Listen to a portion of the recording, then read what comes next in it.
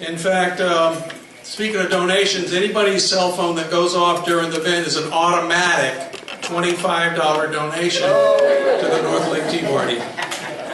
Well, we get any donations, we'll split it with Lake Federated. Is there a student discount for students? No students discounts, man. This is a straight up penalty. It's been a while since you've been a student there, man. Got one back. We've got Sean Parks. He's an incumbent, as well as Tad Schnaufer. I want you guys to recognize these guys for having the courage to stand up. And without any further ado, I'd like to introduce our moderator, who happens to be the president of the North Orange County Federated Republican Women's Club. She's also a member at large for the Florida Federation of Republican Women. Please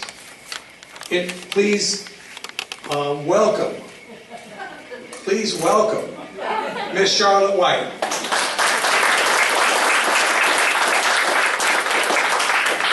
Thank you. It's always a privilege to come to Lake County. I just love everybody up here, and it's fun, and I come up often. But I do not know anything about the politics, so I appreciate the prices and asking me to facilitate. I was in Jacksonville 2 weeks ago, so I do get around as far as the Federated goes. We are going to start, and the candidates each get 2 minutes to introduce themselves.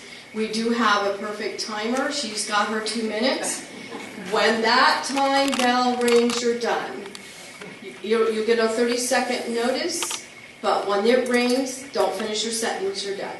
And the reason we do that, it's just because one person might take 5 minutes to finish a sentence and someone else might take a minute. So we're giving them no liberties and keeping it equal. I do have your questions from the audience, and I have to say you must be pretty wise, because a lot of them are already in the questions that I have. They've been hermetically sealed in a mayonnaise jar for Johnny Carson days. Okay. They'll also close. So Tad, if you'll start the 2 minutes, then at the closing, Sean will start. Okay, great. Oh my God. Test? Okay, there we go. All right, good evening, everyone. I'm Tad Schnaufer, and I'm running for Lake County Commission, District 2. So I grew up here in Lake County. I graduated Eustis High School just down the road. I spent the last 11 years in the Army National Guard. During that time, I spent a year overseas, serving in a combat zone in East Africa, where I was an infantry company commander. I commanded 180 soldiers while we were defending over $4 billion worth of U.S. assets overseas. Back here stateside, I've also done hurricane relief operations as an Army National Guard officer during Hurricane Irma, where we distributed over 40,000 meals to families in Monroe County, which is the Keys, from Marathon South to Key West. So we were actually one of the first units to roll in there. So those experiences really gave us, and myself, a very good idea of how to manage large groups of people and equipment and make sure that we can maintain efficient processes. Because especially during conflict zone or during hurricane relief, you don't have a lot of surplus resources. You have to work with what you got and make the best of it. In addition, on the civilian side, I've managed businesses throughout my career, mainly restaurants. So I've managed restaurants up in New York for a time when I was stationed up there, and I also managed restaurants here in Lake County. So obviously that takes a lot about managing budgets and also having some personal tact, making sure that we can have the servant leadership. So servant leadership is very important. That's something we want to bring to the county commission, is make sure that the county commission seat, or any elected official, it's not a job, it's not a retirement plan, it's about servant leadership. You go on, you're able to step up, be an elected official for a few years or a few terms, and then go home, go back to your business or your farm, just like our founding fathers started this nation. I mean, George Washington did it, and set the president's fall, and I think we're kind of getting away from that today. And that's why I believe that servant leadership, coming from us from the military, then now being able to come home and bring that here to the county commission. So, thank you.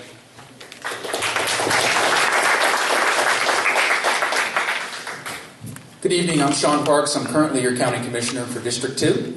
I'm going to start by introducing my most valuable asset, and that is my family. They've all joined us tonight. They're all here, they're off for the summer. My wife Ivy, my daughter Reagan, my daughter Willow, and my son Eli. Say hello to everybody. I am running and do what I do, and I love the servant leadership comment, absolutely. I am running for them, with them in mind. The decisions I make are about the future, not what's always politically expedient. We have lived in South Lake County for over 18 years, serving all of Lake County. We serve at our church at South Lake. I'm an Eagle Scout. I serve in the Boy Scouts. I serve with civic organizations. Absolutely love what I do. I have a phrase, working between the Tuesdays as county commissioner. This is real for me. I put my heart into it, not just on Tuesdays, but I do my research. I do my fact-finding. I get out there and listen to people. That's what's important about this job, in between the Tuesdays. There's a lot of good stuff that is happening in this county. When I came in with Commissioner Campione, we weren't known as a business-friendly community. We had a lot of issues. I'm bringing graphics tonight. I want to show you this. I'm going to put this up here, and I'm going to bring this along with me as we campaign. This is the good things that are happening in Lake County. Now, I understand my opponent wants to serve, and I appreciate his service and everything he stands for and has said. But things are good right now. Things are very good. There's been a lot of improvements. We've been able to handle the growth pressures that have come and that will come, all while doing something I'm very proud of, keeping taxes low. And I have the data to support that. Putting policies in place that are business friendly. I have the data to support that. And so I'm looking forward to the discussion tonight and the discussion on the campaign trail. Thank you.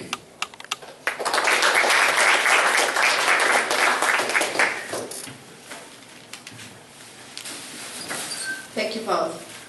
Okay, we're going to start with Tad and then Sean, and then we'll go from Sean to Tad. So the first question would be, and because I know this is covered in one of the questions from the audience. Gentlemen, what is the proper role of county government? Tad.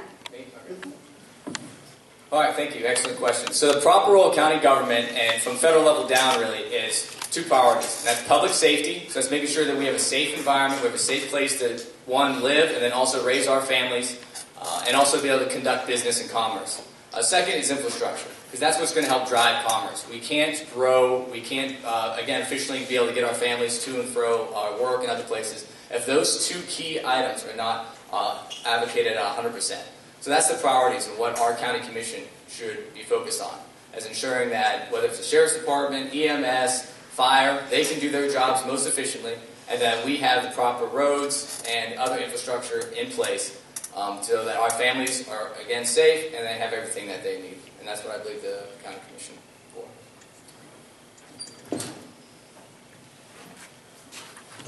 The county commission is managing about a $323 million operating budget.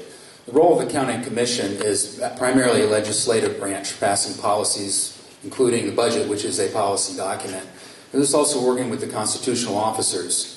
They all have equal balance of power. They are elected officials, the sheriff, the clerk of courts. We have to work with them because we approve their budgets as well. We do have a quasi-judicial role, which is a role that we feel that makes land use decisions, which are also very important because we have a lot of growth that we're facing. Everybody wants to come to Lake County. I know Ms. White has even said that herself, that she would love to live in Lake County. There's thousands of people that want to live in Lake County. So that we've got the quasi-judicial side that we've got to deal with as well, putting policies in place that promote smart growth. Infrastructure, just so you're clear, infrastructure and public safety, as a good conservative, are my first and foremost priorities for any government. And that should be at the federal level, state, and at the local level as well. We're a little different, and I hope that you do not confuse us with the federal government. We're not the swamp. We're not the mess that happens up there. If everything worked well like it does in Lake County, in Washington, we'd be a lot better off. I mean, we don't always agree, but we are making great progress, and we do it in a respectful way. So, thank you.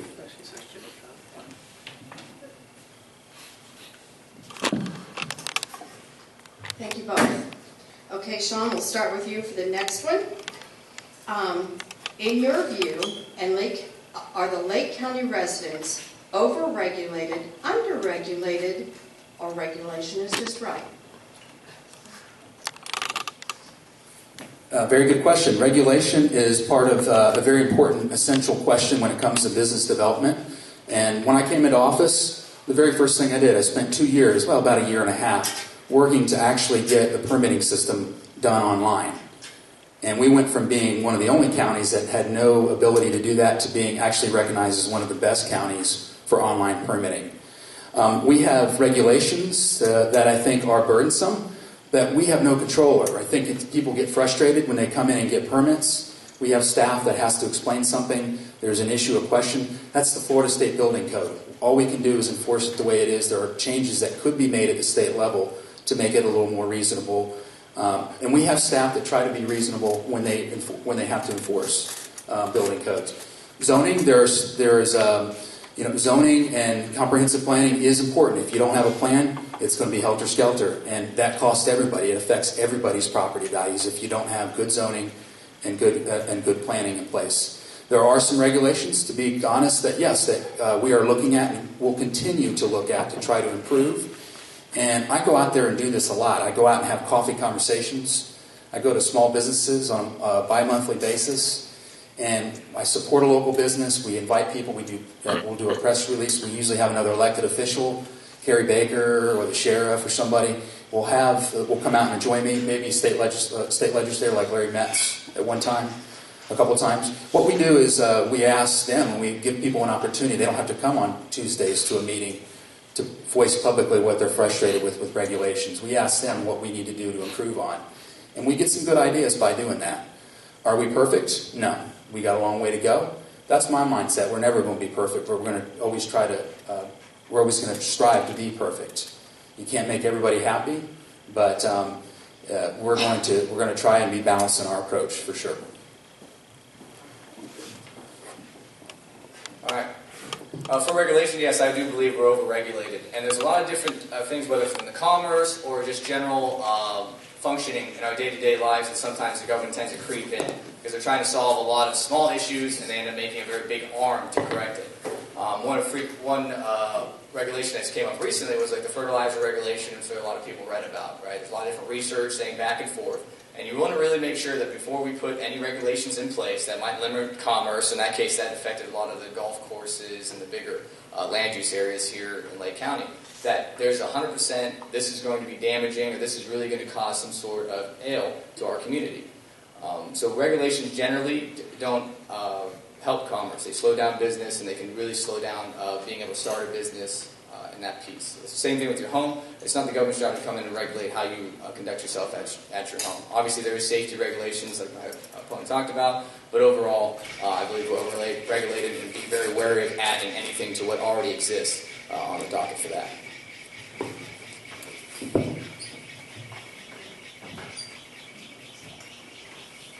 Thank you both. Okay, Wellness Way. Explain your vision for a Wellness Way, and should the county commissioners allow property owners latitude in use and development? Okay. I'm first. Who's going? Back to you. Okay, great. Well, excellent. Okay, so Wellness Way, in case you don't know, is a large swath of land in the southeast of Claremont, going down to Four Corners. So it's a development area. I believe you had a big part planning that piece, so I'm sure he'll get into a lot of the details. But what I want to touch on with Wellness Way is it's very important that as we grow in Lake County, that we have a very distinguished plan to make sure that as we grow, we don't outgrow our infrastructure, our EMS, our fire, and sheriffs, our schools. Because the problem that we keep having is we're growing so quickly that we're not being able to keep pace, and we're not planned well enough, where we constantly are falling behind.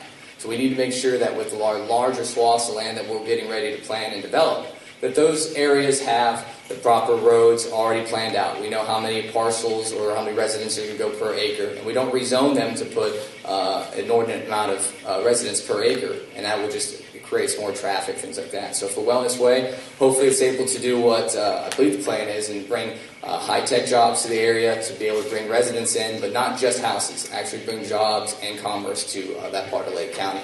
And obviously I support that. Wellness Way, a question, imagine that. Real quick, just about the fertilizer ordinance. My background is in science. I have an environmental science degree, a master's in engineering management. IFAS actually went back on their recommendations. They actually backed off, but they said that we should support the state model because the ranges of the runoff from these fertilizers, they could not back that up anymore. And they were broad ranges of runoff between 2% to up to 79% of runoff. You think it's cheap? Prevention is much cheaper than the solution of cleaning things up. I mean, by a long shot. It's big time. So it's not an easy ordinance, but it was one that I will definitely stand by. And if you want to ask me questions about it, please do. Wellness Way is exactly the planning that I think that we need. It's not perfect. It avoids the piecemeal growth problems that we had in the past, particularly in South Lake County, where growth occurred a little bit by a little bit, 20 acres at a time, 200 acres over here. The piecemeal plan does not work for us. You can see those problems, particularly in our district in South Lake. It is focused on industry. It is focused on attracting and capping the number of residential units, making sure the plan does, by the way, will require that roads are put into place, schools are put into place first, and there's actually space set aside for the industries that we're targeting, unlike anywhere else that has been done in Lake County. Other places in Florida have done it. It's not a perfect system, but it will work for us. It has some target industries that I said that we'll certainly pursue, and the county is going to be working with the landowners to promote those target industries. We actually go out and try to recruit. So it's something I'm really excited about to see in the future. Placemaking, and I hope we'll talk about this in the future, placemaking is the number one issue when it comes to economic development. Thank you, Bob. Give the timer a chance to be ready. Okay.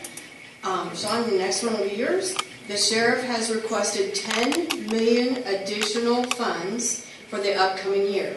Would you be willing to allocate those funds? And if so, where would you get the funds? Absolutely. And let me just say, I'm sick and tired of liberals attacking police. And you all know, everybody can agree on this, right? All of us. The police are in a war right now. They are targeted. The numbers are going up on a weekly basis. Cops are shot and killed, injured across the country. Those issues, the war is coming. It's here. Our public safety has needs. These cops, these men and women that are putting their lives on the line to protect us, we need to support them. I'm going to answer the question by saying yes, we need to support his budget. You can go and certainly ask questions. I can ask him questions about what he's spending the money on, but all of you can as well. And I have a plan to be able to support it as well, the $10 million request that he has. And we will simply, and I've been working with him on this, and some of you know at the commission meeting I put this out there. We need to do it over 2 years, and we can do this without a tax increase. I've talked with the Sheriff's Department, I've talked with Sheriff Grinnell, and we can make this work.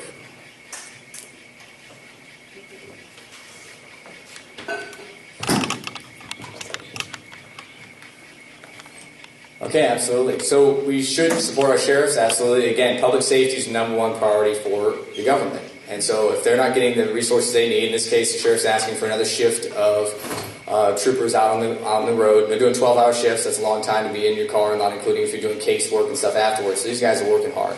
So we need to support the sheriff, and that has to be prioritized. We have to make sure that if we have money that's going to be spent on something, he's going to get the first chunk. When it comes to the $10 million as a total, absolutely. $10 million in 1 year after Hurricane Irma, and looking at the current finances of the county, it's going to be tough to come up with $10 million this year for the sheriff. But there's a lot of ways that you can look within the budget to make it efficient. That's $25. So now, if we could just have another 1 million people's phone go off, we'd be pretty good for the county. Yeah, good fundraiser for that. So, but for the Sheriff's Department, in the end, that's what we have to do, is be able to work with him, make sure, see exactly what he's needing, and how we can look within the budget first and make it efficient, make sure that we can make savings throughout each department, and that has to be done constantly. The one thing the government doesn't do is it doesn't innovate. It doesn't go out there and review a lot of its processes. A lot of times it's just, well, we've always done this, so we'll always pay for it. You have to constantly be reviewing, constantly looking at how do we spend our money and how can we make it more efficient. Just like in the private sector. Once you stop doing that, once you get comfortable, that's when you start creating waste. And the government across the board always creates waste because people get comfortable. I'll just assume that was 2 minutes. Thank you both. Okay, this will be Tad will start this one. And this is on the this is a septic tank question from the audience. Are there any new regulations, deadlines, etc., on the septic tank ownerships? I'm not completely familiar with the septic tank question. I know that they're currently asking that we start pulling septic tanks out and start putting in actual sewage because of seepage that some septic tanks have been having into the water supply, but I haven't read the ordinances or the in-depth details on that one. As part of the total maximum daily load basic management action plan, yes, there is a plan to remove septic tanks in areas that will affect our spring shed. But that's not every part of Lake County. So some areas could be affected. By the way, I mean, my take on that is there's some great technology out there.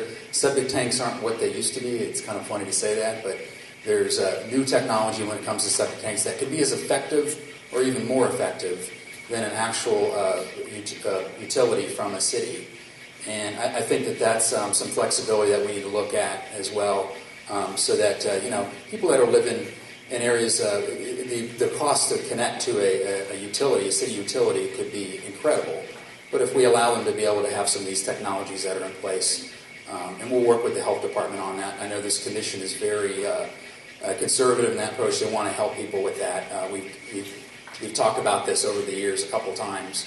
I think we will work with the health department to do that, to make those options available and encourage the technology they have. It's a little more costly than a typical septic tank, but it's far less than mandatory hookup to the city utilities. So. Thank you. Okay, then you'll be next, Sean. Okay. Yep, to Steve right there. Okay, should the status quo budget continue to be protected by the board, or could it be improved? Well, there's always improvement when it comes to a budget. We are always looking for efficiencies. I actually, a couple years ago, set up an efficiency committee. I had people come in that were citizens from the business community to actually give advice and point things out that we could improve on for our budget. So there is always improvement, and anybody that it'll never be perfect, and hopefully, whoever's on the commission, that's going to be clear, and I think it will be with this commission. Oh gosh, I mean, there's all kinds of things to talk about. I mean, right now, of interest, just I want to put this out there, is transit, and I have some ideas with transit. I hope we'll get asked at some point to be able to talk about what I see as some waste right now with transit, and everybody knows that's the buses that are driving around Lake Express, and how I think we could better utilize the money we spend, about $1 million, a little over $1 million out of general fund, that go to that transit system.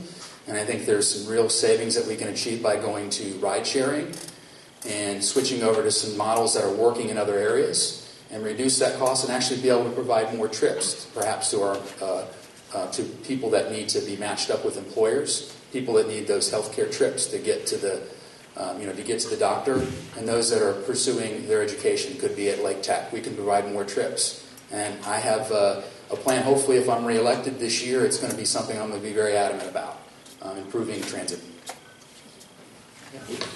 Absolutely. For when it comes to status quo government, or budget rather, we should make sure that raising taxes has to be the nuclear option. That's the absolute last thing you do. You always go back through and make sure that your budget is as efficient as possible. Just like at home, you can't just magically make up money.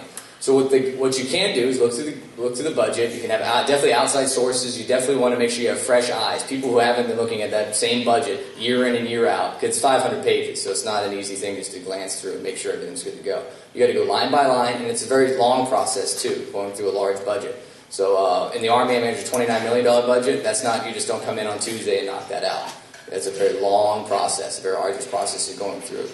So you want to make sure that you do your best to save, and then also look outside and come up with innovation. Because it seems with government, there's only two options, and that's more taxes, more services, or less taxes and less services. But really, there's a third way, and that's innovation. And that's making sure that you're going out there, making partnerships with different associations, looking for grants at the federal and state level, and trying to pull out resources that aren't coming from the county budget or from within. Well, you're able to use those resources and make sure that if you use them, if they're a grant for firefighters and you only get them for 1 year, you make sure that you have a balanced budget further. Right? It's long-term planning with the budget as well. And that's something that's hurt the county in the past, where there's some planning deficiencies where you get some payments and it's not a long-term grant or gift.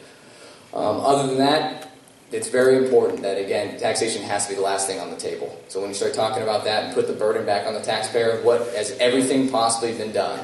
Is there really no other option? And each commissioner has to be able to ask himself that and make sure that that's not the case. Because what happens in government tends to be the easy answer is just, we'll just raise taxes. It's just, let's just do it and we'll knock it out. It's done. Thank you both. Okay, then next question would be, and Pat, you'll go first through this one, is do you believe the taxpayer should fund kill-free animal shelters, or can this be handed off to non-government organizations? Absolutely. So like we talked about with the priorities of government, public safety and infrastructure are first. So until those two things are pretty much 100%, those other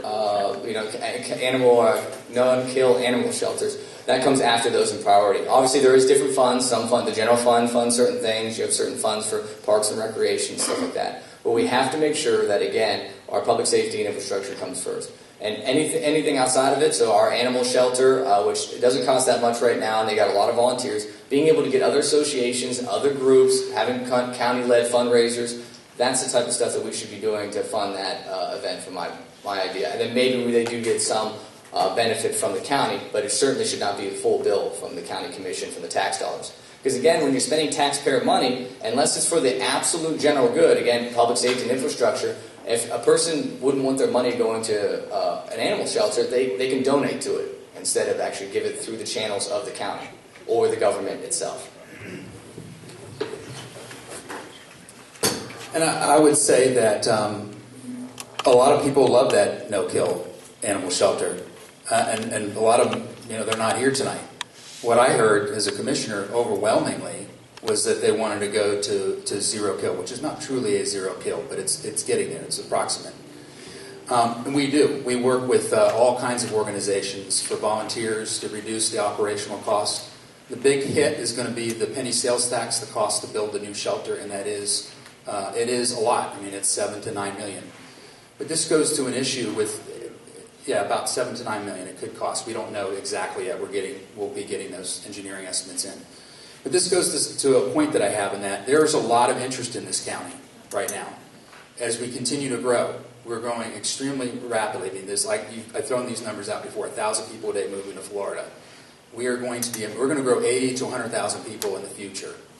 We've been able to do, this commission has been able to do everything that we're trying to do and keep taxes low and be efficient. And we look at those options, the options that are mentioned to keep the... Whitney Boylston, who's our new director of the animal shelter, and by the way, I'm having a coffee conversations out there on Saturday if you want to join me. You can all come out and get a tour and ask her questions. She's awesome. And she's been great and really is able to rally the resources to make it reduce the operational cost and achieve savings. Some people view that as a quality of life issues. It's very important to some people. It may not be important to everybody in the room. I get it. I understand that. But that's something I know Commissioner Campion has been passionate about because she was out there in the community and she heard it just like I did, that it was an important issue. So we're trying to make it work. It's hard. We can't make everybody happy on every single decision, but we do the best that we can and we try to be as efficient as possible. And these numbers prove that we're doing a good job. And I'm going to hit these numbers tonight and throughout the campaign. Okay, and you'll be the next one for the next question. When the current garbage collection contract expires, what is your primary goal in negotiating and or approving the next contract? Okay, great. Well, we have the lowest solid waste assessment. Don't let anybody tell you any different.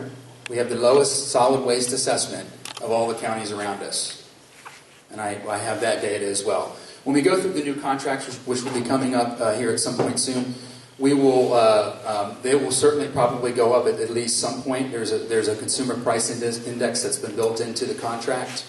But what we're doing is we're going to try to obviously keep that reduction as low as we can, if not keep it the same. One of the things that we're going to work with right now is just showing some flexibility with recycling.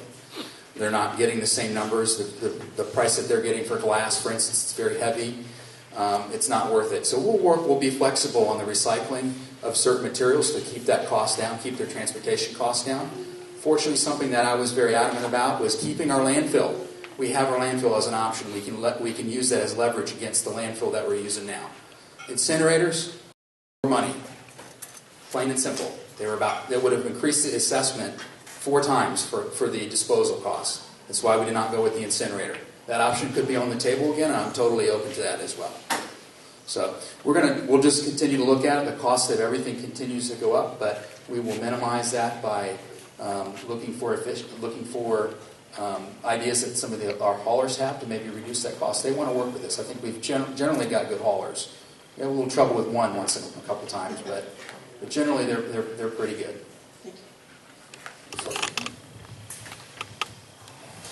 All right, absolutely. So when negotiating a contract, you definitely want to negotiate from a position of strength, obviously. And the great thing is Lake County's got a lot of strengths. Obviously, as a large customer for a waste management company, we're the ones who can kind of make sure that we're getting the best deal possible, because there's going to be plenty of companies trying to bid on a contract here or working through one. When it comes to the last contract, unfortunately, some of the services went down. There's a little bit of a pay when it came to maintenance that wasn't covered in there, so it cost the county a little bit out of the general fund. And then when it came to the current, when a new one comes up, we just got to make sure that it's a long-term plan and all of the second and third order effects of the contract are covered. So it's not just how much does it cost being shipped out or shipped in. It's also how much does it cost to maintain the landfill, how much does it cost to go through and ensure that the trash is being taken care of. It's not just where does it go, once it gets there, do we have to maintain it? And we do have to ensure that's taken care of. Thank you. And you can just stay standing because you'll have to ask questions. Yeah. And I want to make sure this comes out clearly. So, Lake County, why are we spending tax dollars on parks and bike trails when the board is considering a 5% gas tax to increase for the purpose of repairing roads? I wouldn't be considering it when it comes to making sure we have our priorities. Public safety and infrastructure come first. After that, then we can look at the other things and priority. I mean, it's very important to be transparent on where we spend our money in the county and why. That's the biggest question. So where do we spend our money and why? And that stuff has to be out there. So why are we spending money on that when there's not? And again, a couple of the different funds, they have to go to certain projects. That's understood. But you have to be very clear on why, if we're doing a large project or a large park, and then we can't pay the sheriff. There's a big discrepancy there. And then again, what normally comes up is let's raise taxes. So whether if it's, over the last few years, there's been constant tax increases, whether it's property tax or otherwise, to pay for these things. When, again, there's a lot of other things being built outside of the realm of public safety and infrastructure. Point of information, the county board just eliminated that 5-penny tax. Okay. The question again is essentially just about... Yes. Well, it was our Lake County, why are we spending tax dollars on parks and bike trails when the board is considering a 5% gas tax increase for the purpose of repairing roads? Okay, well, they're from two kind of pots of money, and budgeting is, I know, is everybody's eyes glaze over when we talk about budgeting. But the short answer is that a lot of people want trails and parks. My kids, we spend half our time in a different county with parks and recreation. Now, we're doing it in balance. We're not, despite maybe perhaps what you've heard, the plan for like the South Lake Regional Park, for instance, is a long-term plan. It's not going to happen overnight, and that's okay. We're going to get there. But that is a need that people want. So that is funded out of penny sales tax. It is not funded out of general fund. So it wouldn't affect. That part of it is not going to fund. It's not going to affect the sheriff's budget in a sense that we're taking general fund money away as well, because that park is not going to be opened anytime soon. We've looked for, by the way, I see the mayor of Mineola is here. We've looked for opportunities to share costs with the cities on parks and trails, by the way. The Mineola Athletic Complex is a joint project between the city of Mineola and the Lake County. Mayor and I were part of that. We got together, we work on it, and there's an efficiency that has been achieved there instead of building another park separately and working out of our silos. That's how we're going to operate in the future. We're not going to be doing things in our own silos and trying to have our own kingdoms. I think the key to that is going to be working again with our city partners to share some of the parks and trails, the services that, yes, are not a priority compared to public safety and infrastructure, but are very much an important part of quality of life, that people are coming to Lake County for it. People don't just look for the cheapest place to live, they look for quality of life as well. These issues are important, they factor in to economic development. Trust me, they do that. I've been the site relocation specialist, and quality of life is high up on the list now what people are looking for when it comes to a business.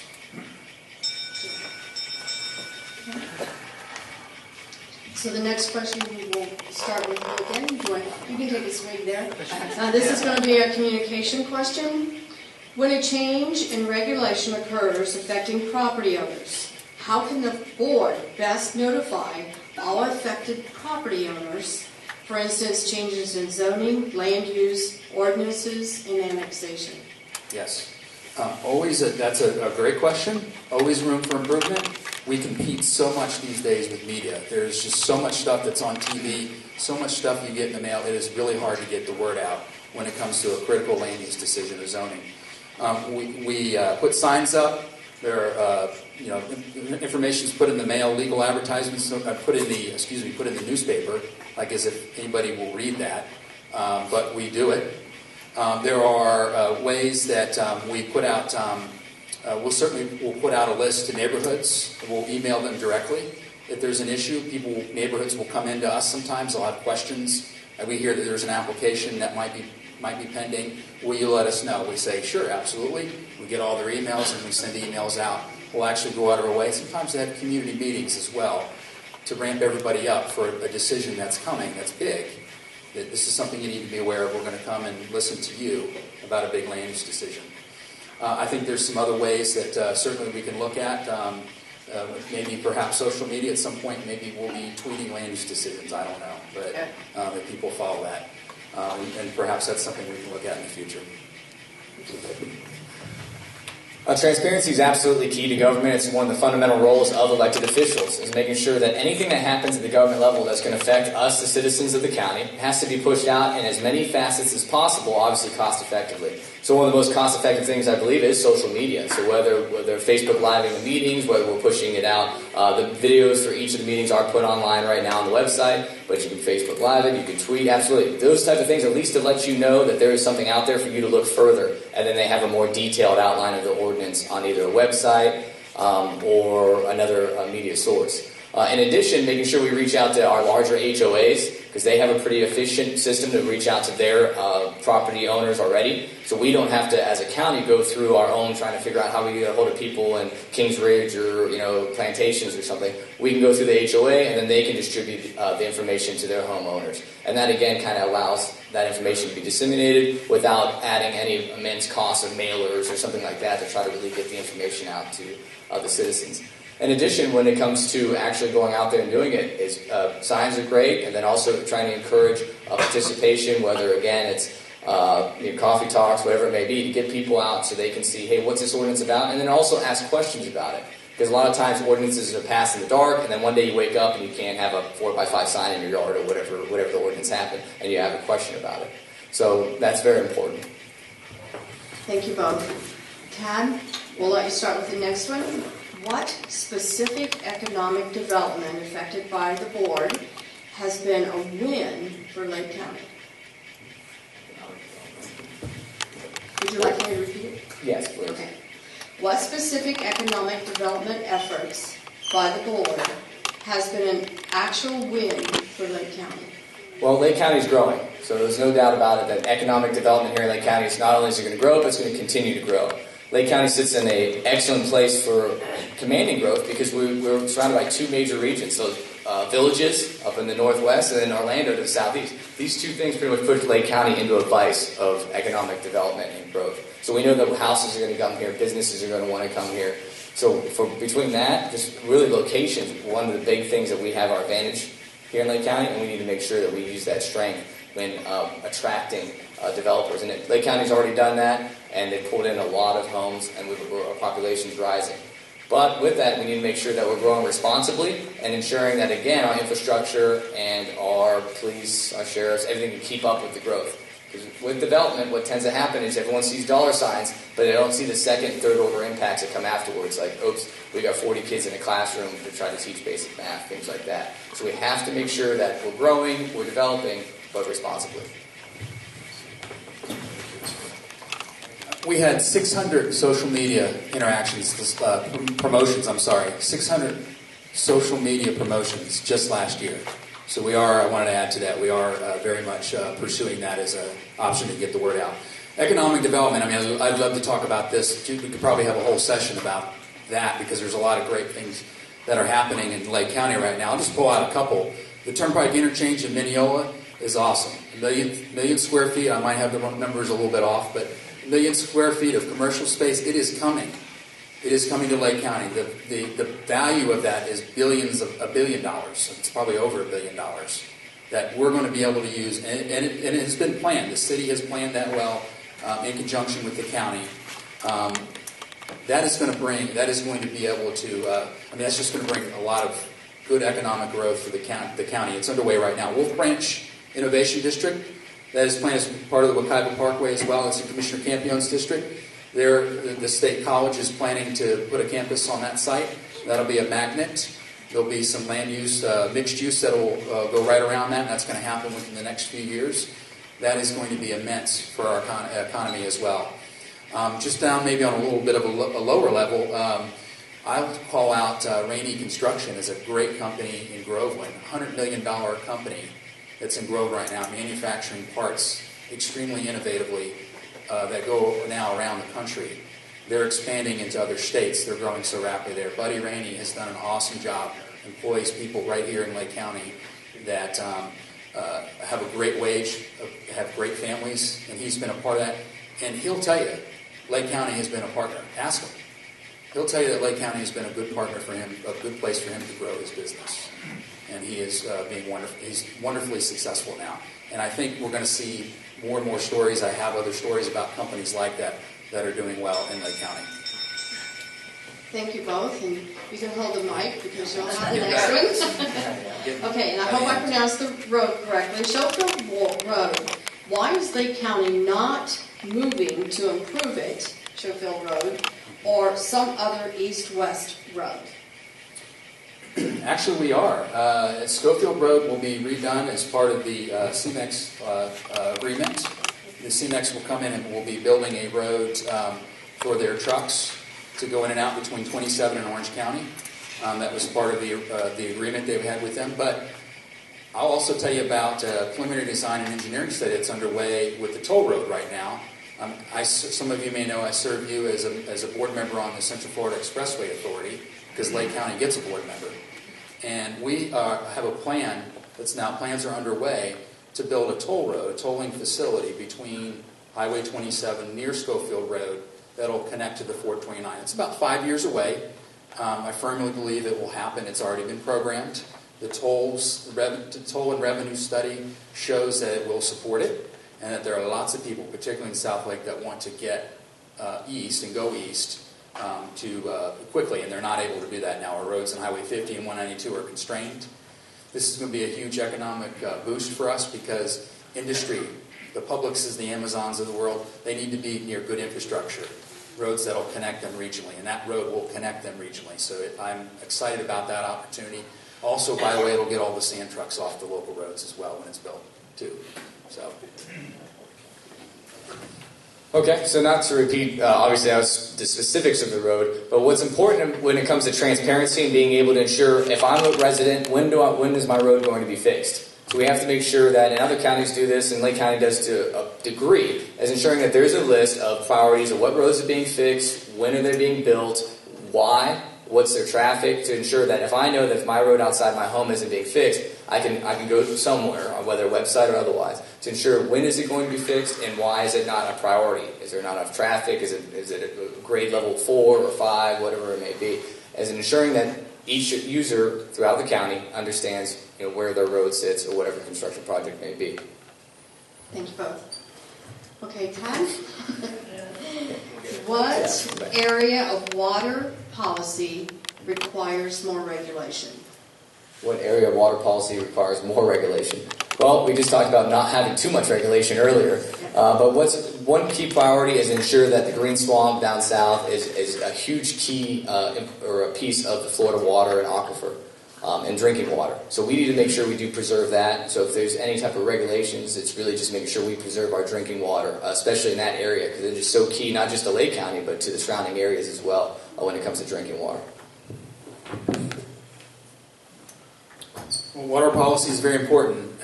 Without water, Florida is a lot less. It's I'm going to say nothing, but it is a resource that is worth protecting. And conservation, by the way, is conservative. It shouldn't be a bad word.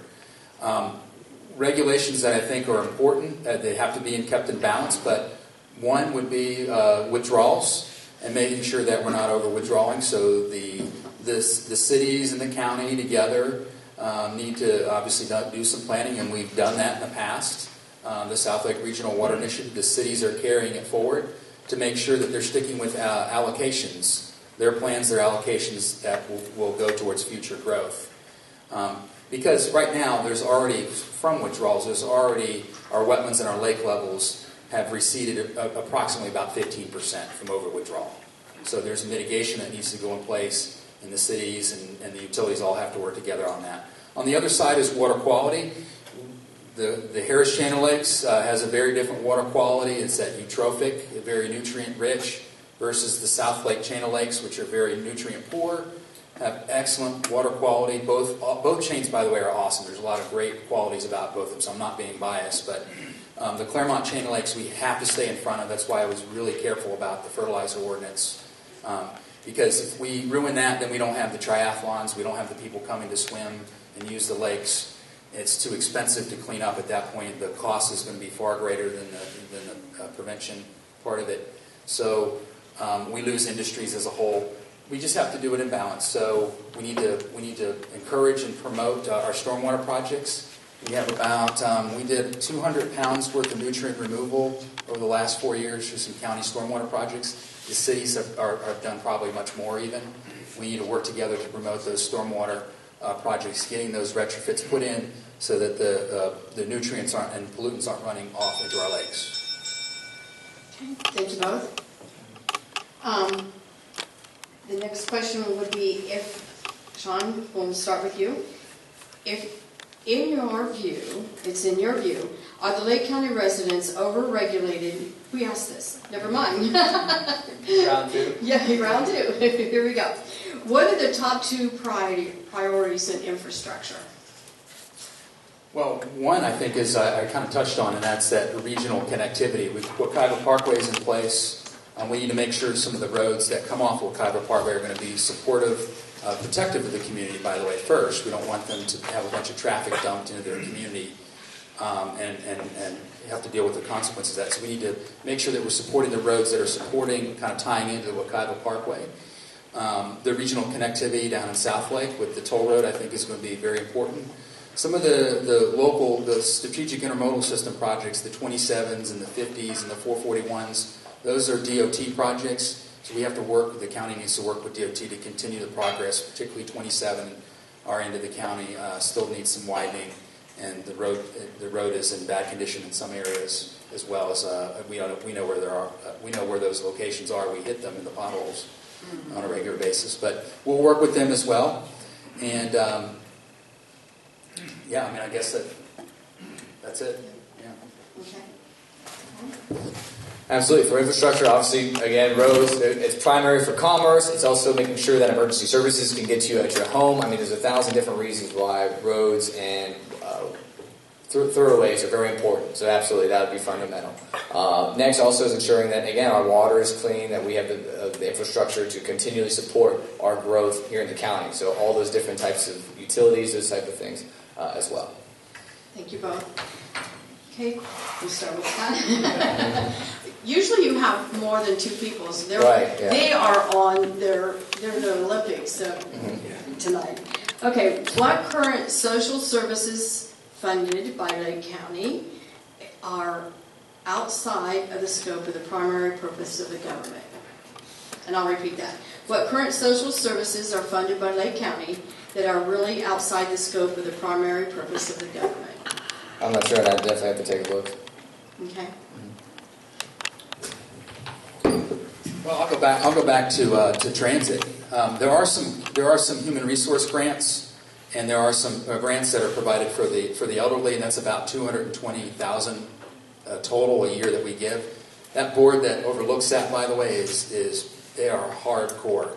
They look at everything through a fine-tooth comb. They're the ones who make the decisions on who actually is granted that money. So it's only about $200,000. They have to demonstrate a return on investment on that as well. But there are legitimate questions about whether those grants are effective or not. But again, we look at the return on investment with that. I would go to the bigger thing, though, is transit. I want to go back to transit. I don't like seeing buses driving around with 2 and 3 people. And I'll be quite frank, I'm not. At one time, I was interested in transit and the bus system. That will not work for us in Lake County. We have to redo that, and I hope my fellow commissioners will support me on redoing that.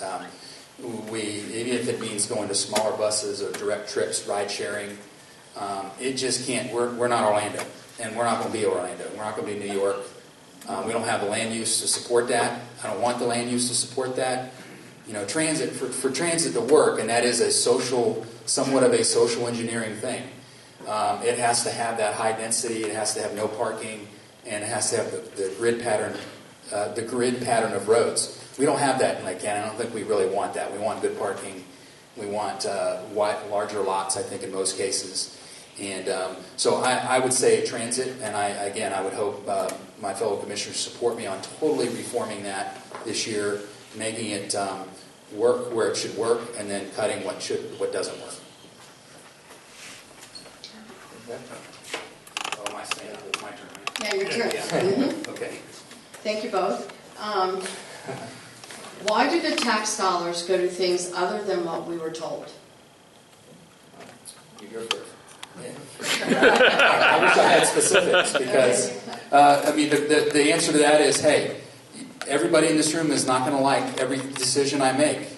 And, and I would say to Tad, my opponent, he knows that. I hope you know that if you're elected, you're going to make decisions where people are going to say, why the heck did you do that? I don't know what they're specifically talking about.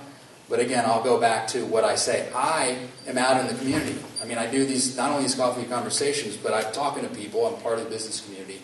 And there are interests, I'm telling you, there are interests that are different maybe than some people in this room, but you all have legitimate interest as well. We just have to balance it out. I don't know specifically what that is to answer the question, but...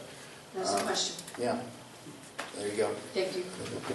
Absolutely. So here's, again, going back to transparency, it's very important to see where do your tax dollars go and why are they spent there. And it's important that each commissioner goes out of their way within their district and across the county if necessary to let you know where is it going and to give you the opportunity to question that. So not just in the meetings, but again, the coffee talks are great, but also at any community event, just being out there and constantly running. Pretty much, once you win election, the whole idea is that your election's not over, or the campaign's not over. It's now a campaign of transparency to continually keep people informed. And that's a duty. It's part of a value system as a leader, is ensuring that the people that you're serving understand what you're doing. And if they're asking you to do something, you're very clear on why you either were able to support them or why you were not. Why it might take longer than expected. And again, where they can find more information and be able to push that out to them. So again, transparency and being able to be very forward and upfront with the electorate. Thank you. Thank you both. Okay. Yeah, you're ready. Yeah. Name your top 2 qualities of life items that are controlled and funded by the county. Commissioners. Okay. You want me to repeat it? Yeah. Okay. Name your top 2 quality of life items that are controlled and or funded by the county commissioners. Well, I'd say again, ensuring that our waterways, our lakes, obviously we're Lake County, so ensuring that our lakes and the waters are not either polluted or they're not being overused or have any type of pollution, runoff, that type of thing. That's probably number 1. And then number 2 would be, again, our roads / bike paths. Well, recognizing that a good, healthy economy is first and foremost to having quality of life. You can't have quality of life unless you have a good, healthy economy. And, so I'll tell you, I'm happy that we've created, and I'll be very clear, I always say this, you know this, but that there are 16,000 new payroll jobs in Lake County since 2011. And we don't create that, but we certainly put the policies in place that hopefully encourage that, and I feel proud to have been a part of that. What quality of life, I think we're all thinking of the same thing, it's maybe more of the softer issues. And it would definitely be making sure that we have the trails and water resources are protected. I'm a little impartial, I guess, because I have a young family, and so I look for those places that they can go where they're not doing this, and they're getting outside, and they're part of a team. And by the way, those facilities aren't just for them. They're for all of you. And fitness and health and getting outside and being healthy, that's what Lake County does. We're real Florida, real close, but we have a healthy lifestyle. That's anybody, any age, and so you can use those facilities too. And people do. People of all ages. The memories that are created there, the leadership that kids learn as part of team sports, the money that's spent, and we know that afterwards, going out to eat or buying equipment locally, all goes back into the economy as well. So, again, you hear me talk about parks. Parks is a good thing. Parks, obviously, you're supposed to laugh at that. Parks, you get it? Parks for parks. It is important. The trails, we see a great opportunity when it comes to trails as well, not only for just people using it, but for economic development. There is, our tourist tax revenues that have increased dramatically, partially because of some of our tournaments and our trail opportunities. I certainly can go into that a little bit later. Okay, thank you both. Let's, I got one from the group here. Oh, yeah. I was in a good rhythm there. We're just going to give them a little bit of a break on thinking about outside the box here. Why do you want to run for county commissioner? Why do I want to run? Well, I have been, a little bit kind of goes off to my introduction. I've been really just blessed and honored to have the ability to serve you at the local level here, and I just like what we've done. We've been able to do with the economy protecting these quality of life issues, as well as addressing the growth that's coming to Lake County. I mean, that's kind of what I do in my profession. Is I deal with those issues. I'd say profession, but some of my educational background, and I think I've been able to. I've been a part of something that's been really good over the last 7 years. Not perfect, ups and downs, but I certainly love what I do, and I'm looking forward to, in 4 more years, or 2 or 3 years, or whatever, being able to show you the numbers are even better than they are now, and that's what I want to be a part of. That's why I'm hoping that you'll choose me to represent you. Sure. Okay, well, I can tell you why I'm running, because I grew up here. I went off, served in our military to defend our families here at home, and now being able to come home and be able to serve the community is paramount. I mean, I grew up in a family that being able to serve the community, do your time, and serve the country is a paramount. And so what I'm running on is what I call the 3 T's of TAG. So that's term limits, transparency, and low taxes. So term limits is huge. You have to have turnover in the government. You have to have contested races. Unopposed candidates, they kind of get into a rhythm, and all of a sudden they're just sitting in that slot, and they don't have to be challenged at all.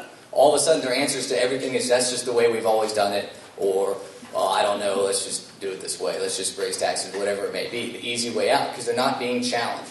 And without term limits, unfortunately, the power of the incumbency is overwhelming. Most people don't want to run it against an incumbent because it's hard. That person's going to have the connections, the name recognition, the money. They're going to be able to use county press releases to put out their coffee things. You're going to have to use, Facebook. There's a lot of different things that you're going to have to combat, and that's why I think term limits are crucially important. 8 years was good enough for George Washington to start this nation, and then he stepped down at the end of 8 years, 2 terms, to ensure we didn't have a despotic regime take over this country or become a monarchy like the country we just set ourselves free from. So that's very crucial. That's one of the reasons why I'm running, because we have to step up and ensure that we don't have people sitting in the government, whether it's all the way at the federal level or down here at the local, going again and again, especially unopposed. Transparency, we've talked about that a lot tonight, but it's making sure that once elected, that we keep the energy up to get the information out to you as the elected official. That's our duty as an elected official, to get out there. And lastly, low taxes. And with low taxes, that means efficiency and budget. And again, that's a day in and day out operation. I mean, that is crucial to make sure that our families, our businesses aren't paying more than what they have to. I mean, that's why I felt compelled to run when I got home, because I saw some value issues that we need servant leadership, people who are getting up there not for a pension or unlimited pay, whatever it may be. Thank you. Thank you both. I like that little bell. Okay.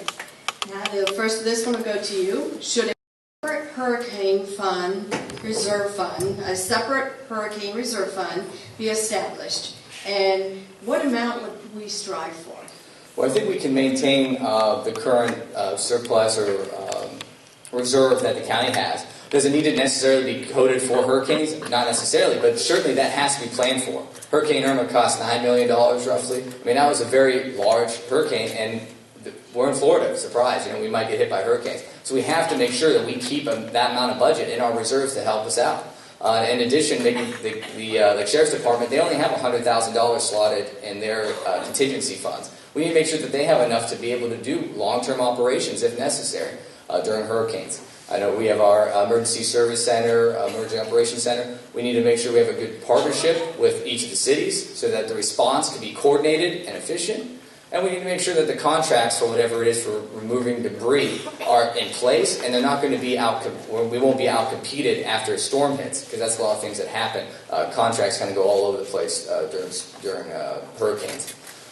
So a separate fund, I don't think necessary, but ensuring that reserve is there and it is a healthy reserve. So we talked about the two fundamentals or the two principal things of public safety and infrastructure, making sure that we're constantly putting amount in the reserve and keeping that, again, healthy. Because again, a hurricane's going to hit. It might be this year, it might be 3 years from now. Hopefully not this year, because we'd be in a little bit of trouble. But we need to make sure that we keep a very healthy reserve and have a very detailed plan for hurricanes. Because it should not be a surprise that we got hit by a hurricane and all of a sudden, we didn't budget for this. Well, this is an emergency. And it might not just be one. 2004, there was 4 hurricanes that hit the state of Florida. So we need to make sure that we're being responsible with our planning and ensuring that the budget can handle those type of risks. Well, we've been building reserves back up over the last couple of years. The number that you might need or somebody might put out there is what do we need to have in a reserve for a hurricane certainly is up to a great debate. But we've been building our reserves back up, just so you know that. The federal contracts for hauling and debris removal, which is the big cost. The feds are in charge of that, not the county. They pick Crowder Gulf, the contractor. We follow their terms. Everybody in the state of Florida follows their terms. Now, all of us, not just Lake County, but other counties and cities as well, are working to change that contract and the terms. But you know what it's like working with the feds. So hopefully we can get something changed. And I think, I know that it won't be Crowder Gulf this time in the state of Florida. And yes, they did take off to go down to South Florida and got a price, a better price, which affected all of us. It wasn't just Lake County. So it's not that Lake County just didn't see it. It was everybody. We had to lean on some great local contractors. They're suffering a little bit trying to get that money back right now. And we'll work on ways to try to improve that. But they're part of the Crowder Gulf contract as well. We have to follow what they say. It's the feds. Or we don't get the money back. We will not get a reimbursement on the money that is going to come to us from the feds. So, thank you both. Okay. This one is Agenda 21 and Agenda 2030. If you support free market, capitalism, national sovereignty, and limited government, do you also support Agenda 21 and 2030? And how do you reconcile the two areas? I don't know much about Agenda 2030 or whatever the new year is on it. I do know enough about Agenda 21 to tell you. It's certainly nothing I support.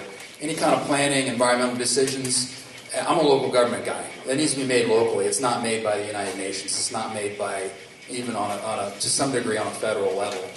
I don't know how to say it any more plainly than that. It's not something I'll ever support here.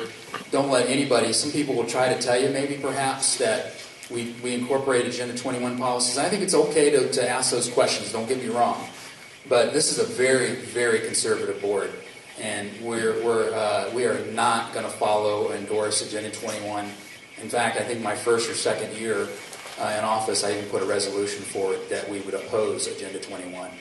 You know, when it comes to, some people call me a green Republican. Yeah, I like the conservation issues. I think conservation is conservative. But I'll tell you where we've gone wrong with that is that, you know, people have lost their way when it comes to faith, and God created this earth. And, you know, people that support Agenda 21 and Agenda 2030 or whatever, I think, are placing their hopes in saving the environment, saving this earth, in something that man can do. And they've lost that basic principle, when it's really, if we have what's right in our heart, we're going to do it for what's right. And we know it locally, we can do what's right to protect God's creation. But at the same time, the economy is very much a part of that. I think that's also where we go wrong as well when it comes to the environmental issues. And the liberals, the Democrats, they lose sight of that the economy and things that go into place, these policies can actually have real-world effects on working people and people that are just people that are in our community. I definitely don't support it. Local decisions at the government level, if it can be, should be made at the lowest level possible. The people that it's directly going to affect, they're the ones who should be implementing that decision. So that's pretty much what I have on Agenda 21. Okay. Thank you. Thank you both. Then we'll go on to the next one, guys. What social services can be eliminated from the budget? Well, I think we touched on this a little bit earlier. I agree with the transportation. We shouldn't have empty buses driving around. There's a few other things that we can take a look at. And that goes back to the principle of, again, low taxes and an efficient budget. You have to constantly be reviewing these things. And these things, you know, if you start something and it doesn't work out, it's okay to stop doing that. If you start a program and it doesn't work, it's okay to look back and be, hey, this is not being productive for the county. We're going to have to go ahead and cease this service. Unfortunately, a lot of times, once the government in general starts a new program, they're very afraid to stop because of the political backlash that might happen. But when it comes to saving tax dollar monies, it's the elected officials' responsibility to go out there, take a stand, and make it happen. I mean, again, I think it's with the transit. I think that's something that can be totally reformed, and it is not. It's gone places that, no pun intended, that it shouldn't be going, and it's just not right for us to have that. We need to completely reform that system, and I hope that you'll support me in doing that, because it's going to be not an easy subject to talk about. There's people that will not understand it fully or understand the changes, and you know, I'll need your help with that as well. I think looking at some of the other things as well with perhaps our library system. I mean, you know, a few years back I was the only commissioner that voted to at least look at outsourcing some things, and you know, I'm not saying that perhaps. I mean, we should remain open to that, and I think we're getting pretty good, pretty innovative in what we do with government. You don't always hear about it. You know, all of our equipment, by the way, in Public Works is leased. It's not something that we own, because we've done the return on that. We know that it's actually a savings to you as well. But I'll just go back to taxes again. Obviously, what we do to try to be as efficient as possible has kept Lake County as the second lowest tax county, property tax wise, in this whole region. So you know, I'm very proud of that as well. Our per capita county government property taxes levied the lowest in Central Florida, 47th lowest out of the 67 counties. That's $351.70 to be exact per capita for property taxes. So, you know, these are we're trying to become more efficient, and looking for innovation is extremely important. And we're going to, you know, you'll have a commitment from me that I'm going to continue to do that. I'd like you to ask me maybe about performance pay as well. It's something that I was also proud to put in place and be a leader on. Thank you both. Let's go back now. Back ready? Okay, we talked about infrastructure. There are new building impact fees. Are new building impact fees necessary or other options for funding the infrastructure requirements to support the Lake County growth? Well, infrastructure should be funded from a portfolio of options. It should not, for fair taxation and fair fees, it should not be on one, unduly burden one particular area more than another. But impact fees for transportation are necessary, and until there's another system, which there possibly could be with mobility fees, and that's something that I am putting forward this year as well, that we at least look at mobility fees. Impact fees are necessary. They, quite frankly, made the Turnpike interchange, it was a big part of making that a reality because we had to use those impact fees to fund the roads that connected to the interchange. And so if that wasn't in place, they weren't going to necessarily build the interchange anytime soon. We had to work with Mineola on that. And quite frankly, I took a political hit on that. There were people that weren't happy with me when I promoted an impact fee for transportation. But the return on investment is huge. We're building roads in South Lake County now because that's the highest district. The highest district for fees for transportation. The other central and north have a lower impact fee. But we're building roads, and it has not, but we will always look at this on a year-by-year basis, has not, and at least in South Lake, affected construction, those impact fees. Schools is a totally different topic. The school board itself asked the county commission to enact that impact fee, which is the 8th highest in the state. It is what it is. They said the study, it's the cost to provide that space for a student station that comes in. I personally would like to look at dock stamps again as possibly something better, but we don't have the option right now. There's nothing else when it comes to impact fees and alternative to impact fees for schools right now. Of course, we've got penny sales tax and some other funding mechanisms that will continue to help, but with immediate growth right now, until we come up with something better, which we should always look for, that's our option. Can you read the question again? I kind of lost it in a second. Sure. Okay. We are now spending. I think I just folded it up, put it away because it was the last question on the page. So let me find it again. It had to do with infrastructure. How to pay for infrastructure or something. Yes, how to pay for infrastructure other than tax increase. Other than tax increase? Okay. Well, obviously, we just talked about impact fees. Okay. Big things is trying to make sure that when developers come here to the county, if we can, we try to see what roads and stuff they're willing to build in the county, and if not, see if other developers would be willing to come in and do it for them. So, like with the CMEX deal that ended up happening, at some point they were able to say, hey, they're going to build a road. All right, well, that's great, instead of the county having to build the road. So trying to look outside the box and trying to get other funding sources for the roads, whether it's a new developer that's coming in or otherwise, is important. But again, the last option should be trying to raise taxes on the taxpayer. I mean, we do have a budget that's currently functioning. Try to look within before you look without. And then when you look out, first try to see if we can put it on the people who have money, not on the taxpayers. Okay. Thank you both. Okay. This one is back to the septic tank system. Okay. Okay. State agencies are rolling out regulations through the Basin Management Action Plan, BMAP, and there was just another new regulation last week in Abbott. I can't really see that. But anyway, I have a big 3 pages that I haven't read. Mm-hmm.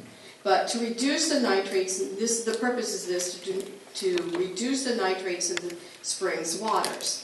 How will 77,000 affected property owners with septic tanks in Lake County bear those costs? Right, and this is one of those hard to touch on regulations. So they're trying to come in pretty much, and they're going to tell you, the government's going to tell you have to remove your septic tank and come back onto sewage, so that these nitrates don't leak into the soil and into our water. Well, that's going to cost a lot of money, obviously. So there has to be some sort of plan where they're either compensated or they're giving an extended period of time to be able to replace these systems.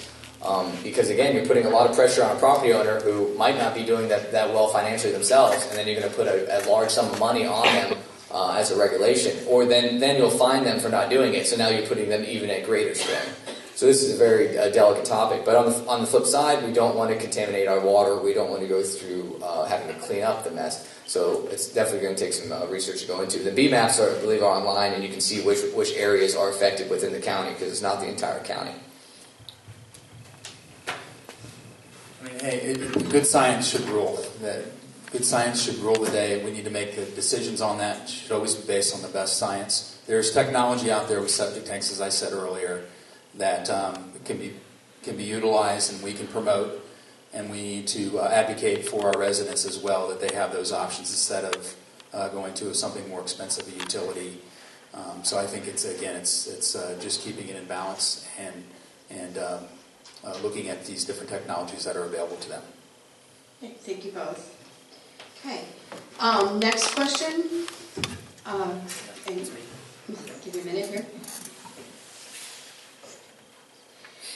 Without compromising the essential services, what projects and services currently funded by the county would be handled by either private sectors or nonprofit charitable groups? Okay. I mean, I touched on this a little bit. I think that with transit, we certainly can go to ride sharing, your Uber, your Lyft models. I've actually talked with them as a way to reduce our costs.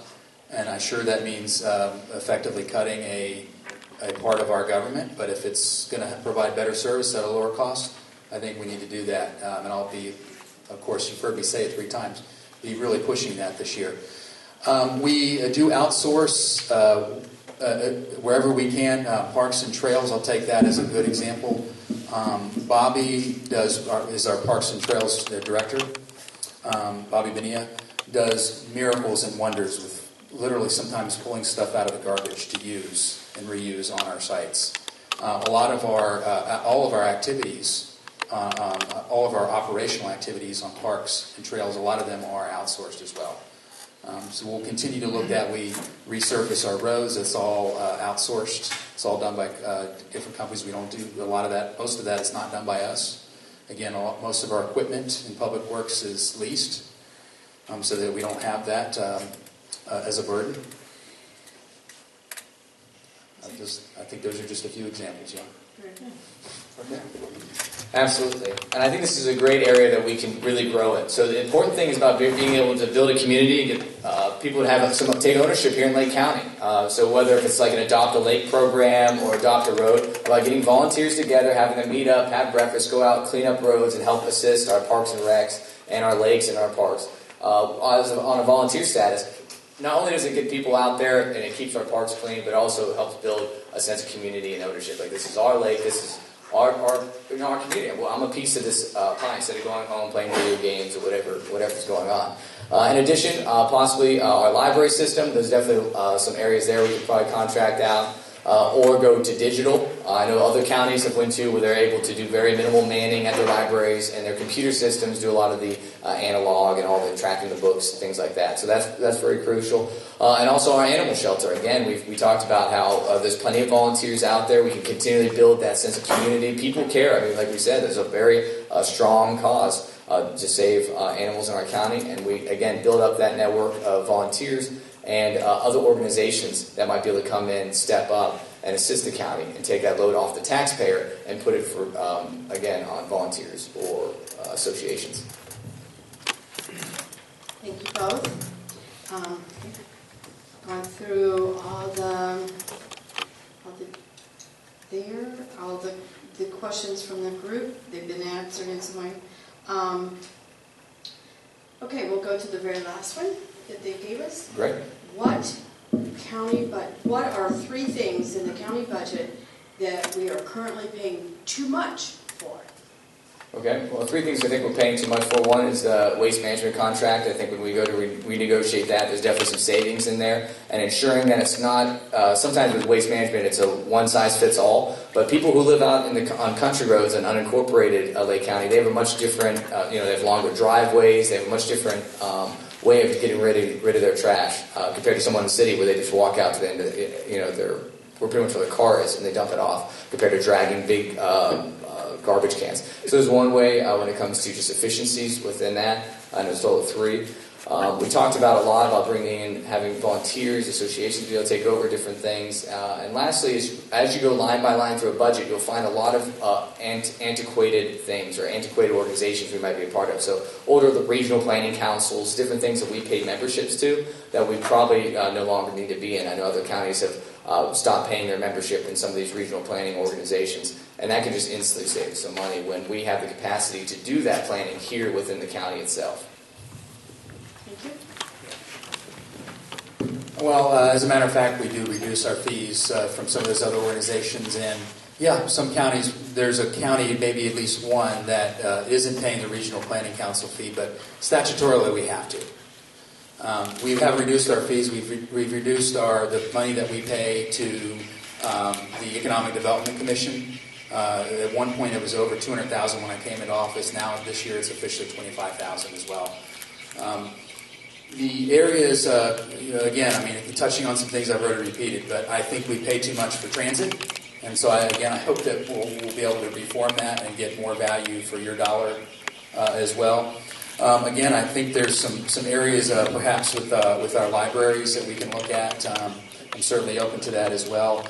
Our fleet management, I have had some discussions with companies like Enterprise where I think we can look at some things that we can do in the future in terms of leasing instead of owning our vehicles. By the way, we drive our vehicles almost into the ground. I have the metrics. We're going much further with our vehicles than counties and cities around us. But I think there's some savings that we can certainly achieve there as well. I think those are just a couple big areas. Yeah. Well, thank you both, gentlemen. If I was sitting up there, they really were hitting it hard because there was more just the two candidates. Plus, I was sitting there thinking it's not raining tonight, so that means 75 doors that they probably missed knocking on because it wasn't thundering and lightning. So thank you both. So now you have 2 minutes for your closing, and since Tad started, you will start, and then we'll finish about 8:30, which is right on track. Okay. I just want to thank everybody for coming out tonight, and thank you very much for hosting this. I really appreciate the opportunity. I love serving you as your county commissioner. Yes, sure. I mean, this could be my third term, but you know what? Experience matters. And I look at these numbers and look at what I've been able to do, be a part of doing. Working with other commissioners, working with our constitutional officers. It's not just me. If I was Caesar, sure, all these decisions can be made exactly the way that you want to, but we have to work with constitutional officers. We have to work with commissioners, by the way, that represent very geographically diverse, different areas. Things going on in South Lake that are different in the very north part of the county, different issues. But we come together to work to get this done. We are, again, I will point to some of the numbers, some of the facts here. Over 16,000 new payroll jobs. 2.5% average year-to-year increases in wages since 2011. Second lowest tax county of all the counties around us as well. And this number I like to point out. See the bar graph? That's property taxes for a home, a $200,000 home. This is verified by the property appraiser. Is paying less in taxes now, property taxes now, than when I came into office.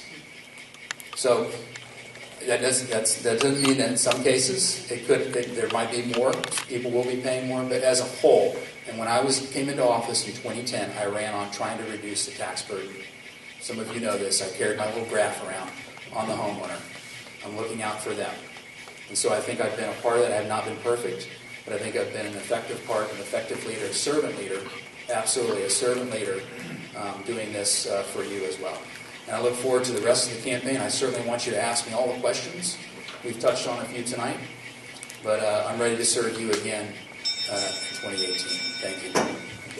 All right on. So we're getting ready to wrap up.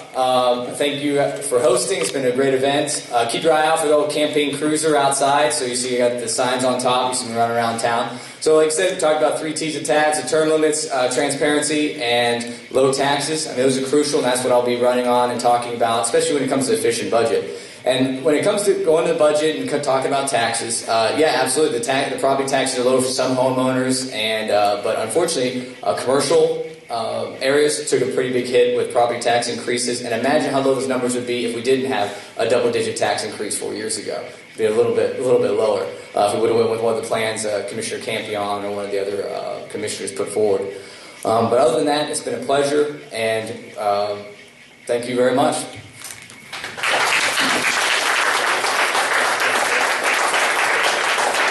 Again, thank you everyone for coming, and get out there and vote and talk to your neighbors and get them to vote. We need to increase our number of voters. And thank you both, gentlemen.